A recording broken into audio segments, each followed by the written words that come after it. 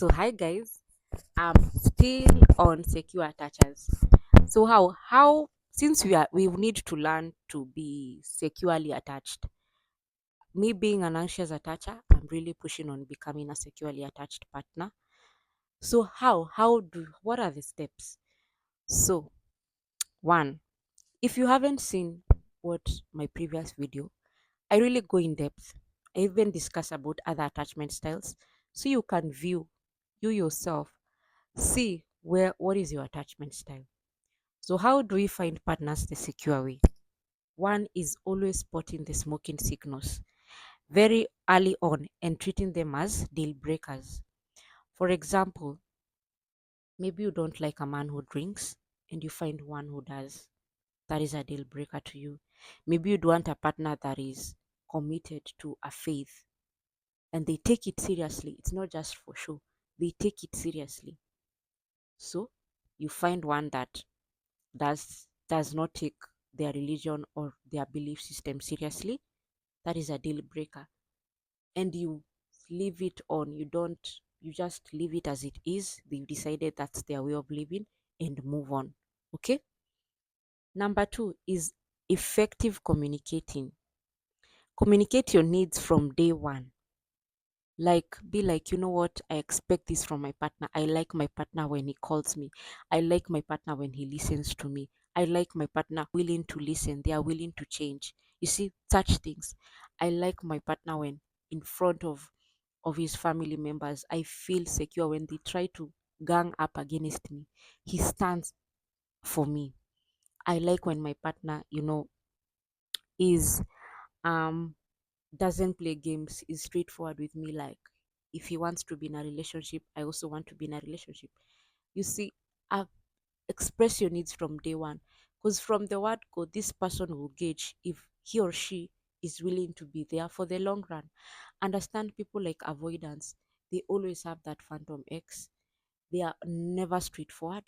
So you're doing yourself such a favor when you express what is it that you expect in that relationship, so that you don't find yourself with other people that don't take you seriously. It's rather it's better it's broken early right now instead of it going deep. And from the word go, this person and this person didn't have the same goals. Okay. Subscribing to the belief that there are many potential partners. So this is point number three. So point number one, we said, is spotting smoking guns. Point number two is, we said, is effective communication. Point number three is always believing that they are potential partners. This is always happens in anxious attachers like me, whereby we are so fixated in that one partner, knowing very well they're treating us wrong, knowing very well they are not, they are not our ideal. It's not what God has had fixated in my heart that this is what I expect from my partner. So you would rather be in this toxic relationship, being mistreated, being devalued, and like restarting or redoing or starting over, because you like, where will I find another partner? Where that scarcity mindset.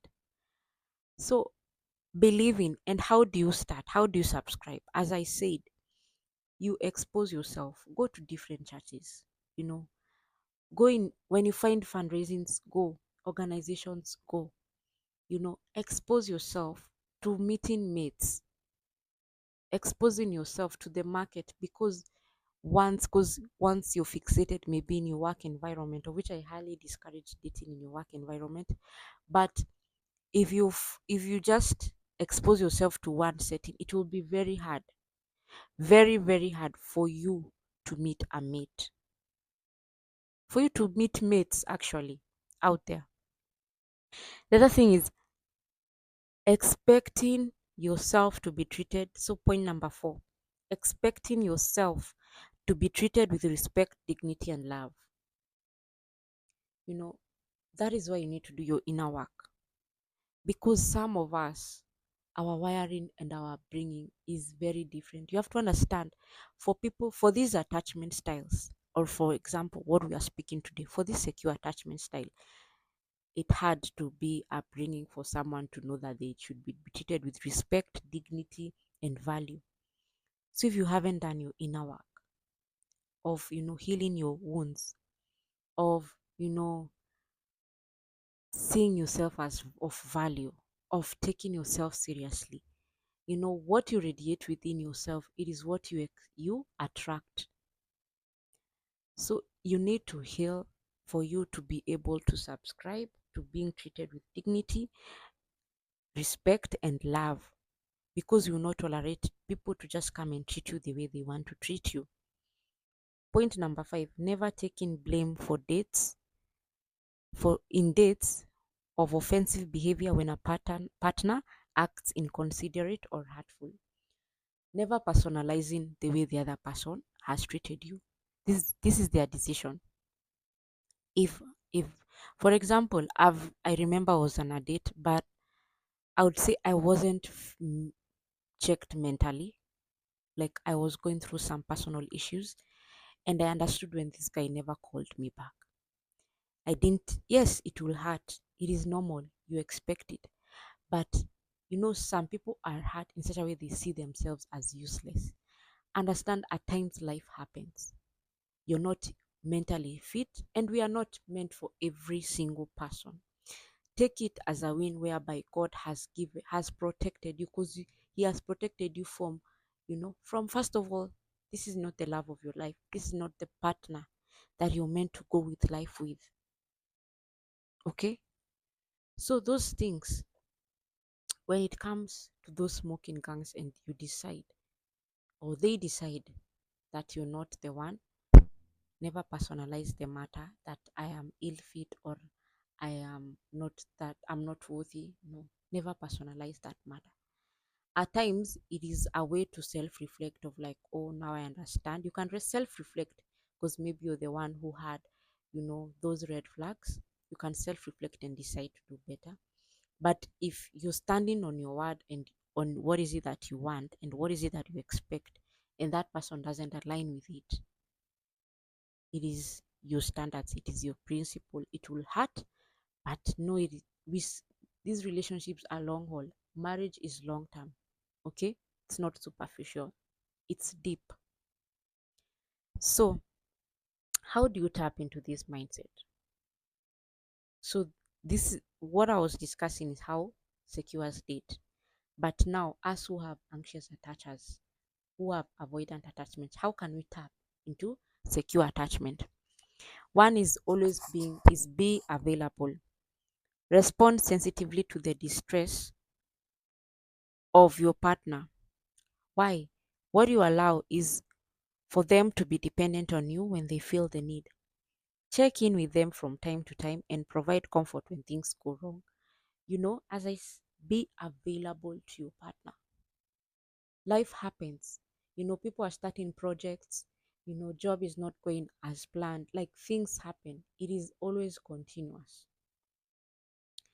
But checking up on your partner and be like, oh, hey, are you okay? That is so meaningful, because you give this leeway, or